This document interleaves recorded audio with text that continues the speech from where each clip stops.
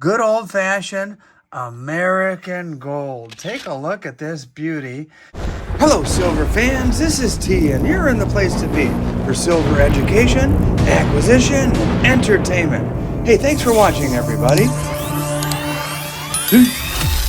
Hey there, everybody. Today I'll be talking about good old-fashioned American gold. Take a look at this beauty.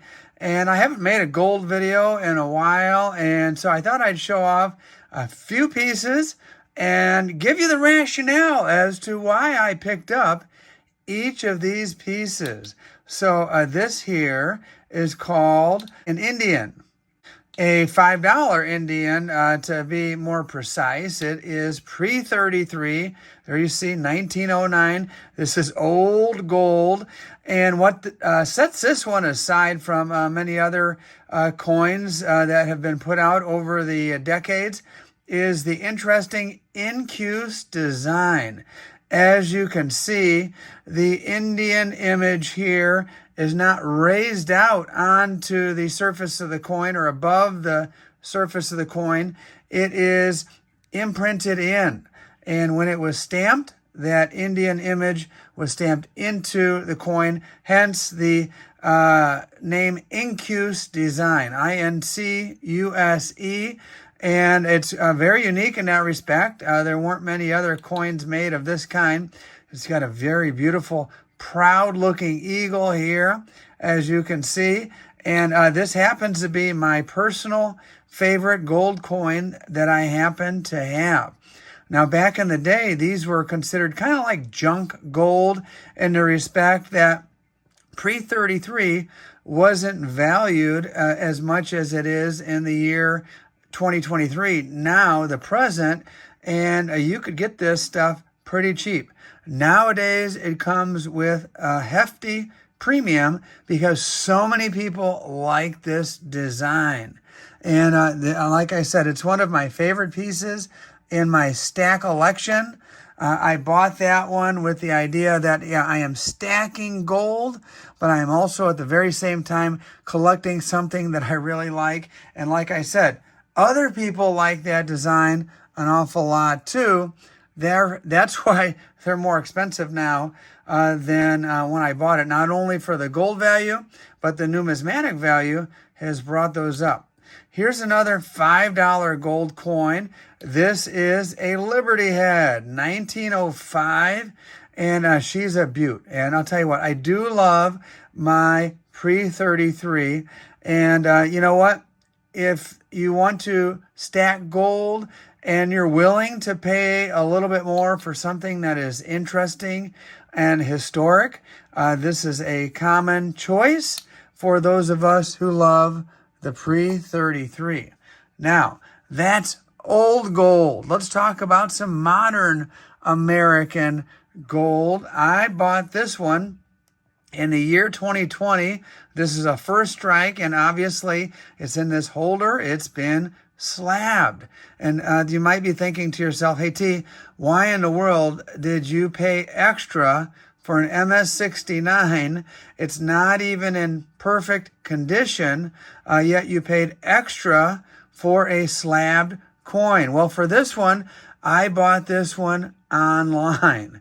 And my thought back then and 3 years ago in 2020, my rationale was I'll have a better chance, and always purchasing anything online, I'm always a little bit nervous and skeptical, but I thought I would have a better chance of buying one that's slabbed versus one that is raw. And this is, as you could see, that design of the eagle landing in the nest. Some people really like that design. Others are just kind of meh about it. But either way, I wanted a 1/10 ounce piece of gold.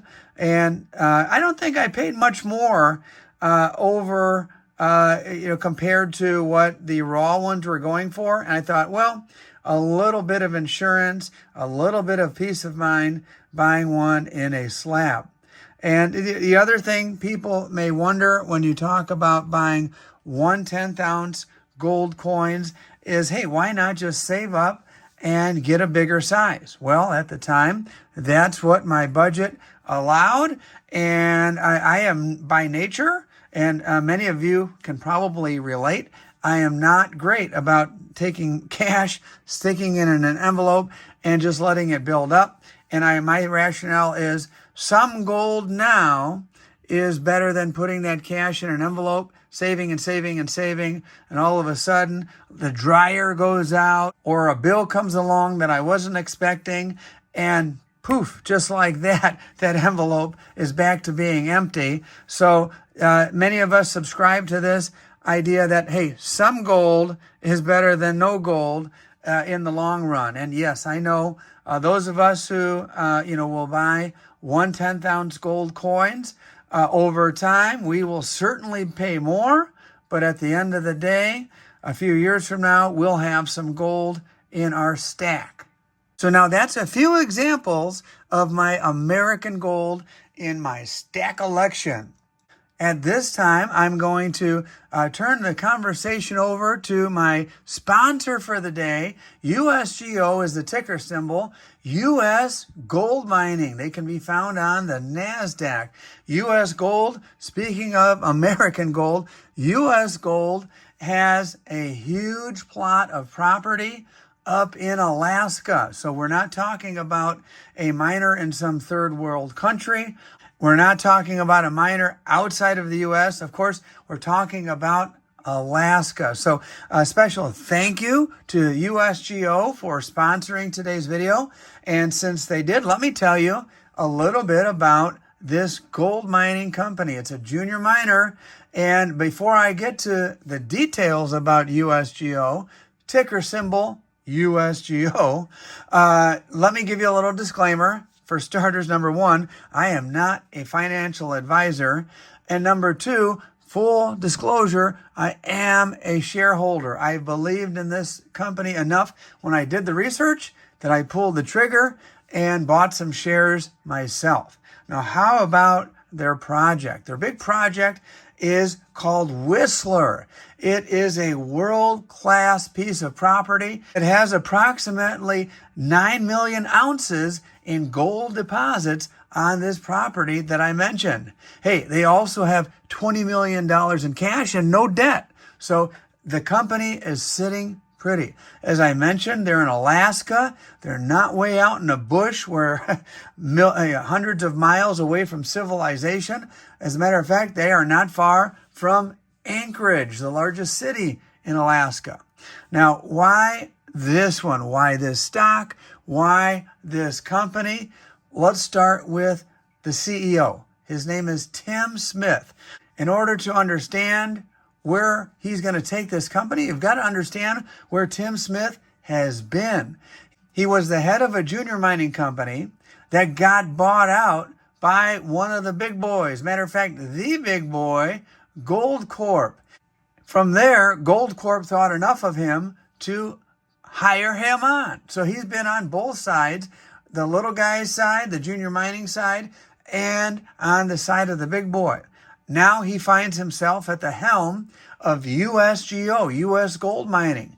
And so the experience that he's gained over the years will help, in my opinion, to propel U.S. gold mining into a bright, bright future. Will history repeat itself?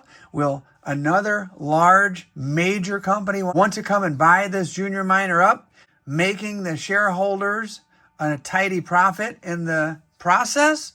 Maybe. Who knows?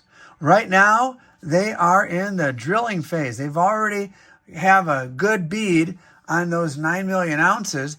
Now they are looking for even more gold on this property. As a matter of fact, the property, they're looking to expand their land positions. Another reason to consider U.S. gold mining is that they are listed on the NASDAQ. Hey, that's a big deal. This isn't just some little penny stock. This is a stock that has the potential for institutional ownership. Yeah, those guys who create your mutual funds and buy in big chunks. So being on the NASDAQ is a big deal. The other thing to consider that this company has going for it is that 81% of USGO is owned by Gold Mining Inc., the original parent company. They spun this one off and they believe it in so much they are holding on to that 81% with a very tight grip. All of these things make this stock a winner. Now let me show you the chart where the rubber meets the road. Take a look at what this stock has done in the last month. Absolutely incredible. There was an IPO and boom, off like a rocket ship. And so many feel that this thing has the potential to go up, up, and continue the trend that it is already on. So once again, I'd like to thank U.S. Gold Mining for sponsoring this video. I appreciate you taking a look at a few examples of some American gold. And I encourage you to do your own due diligence when it comes to U.S. Gold Mining. Again, stock symbol, USGO. Do some research, and I think you'll be impressed. Hey, thanks for watching, everybody.